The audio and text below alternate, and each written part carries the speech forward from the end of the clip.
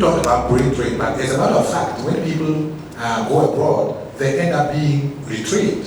As a matter of fact, most of these medical doctors from Nigeria, Ghana, and so on, who go Kenya, who go to the US, most of the time they spend their time working first as nurses, while they are getting retrained to be medical doctors. Or you can die working just as a nurse.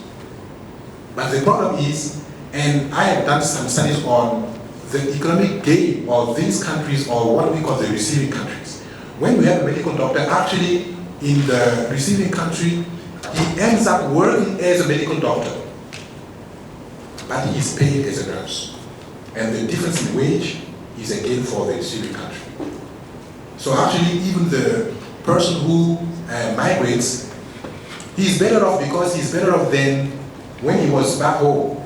But he's not as better off as people with the same level of training in the receiving country. That's the first thing. The second thing is why these people have to be trained. If you look at most of our universities or whatever, you will see that someone who is doing chemistry, biology, and all those things, how are they being trained? They are getting information, they are not getting knowledge. And allow me to make a small difference here. Information, the best way to make the difference between information and knowledge is that information can be replicated.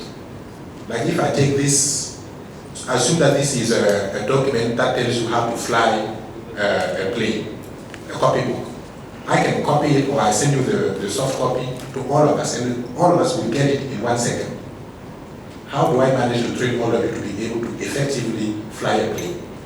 If this was a plane, and I tell you, please fasten your belt and relax, I'm Professor Francois Kabore, I have the notice about how to fly a plane. Who is going to stay in this plane?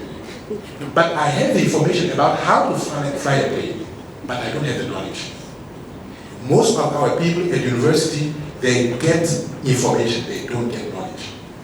And that's why, of course, knowledge is an input for knowledge. Sorry, information is an input for knowledge, but when you are stuck at the information level, you cannot make things happen. We have many people who are trained physicists, but they never experience anything. We are setting up a university in Burkina Faso called Samuel University of Science. I have already sent a few professors to be trained overseas.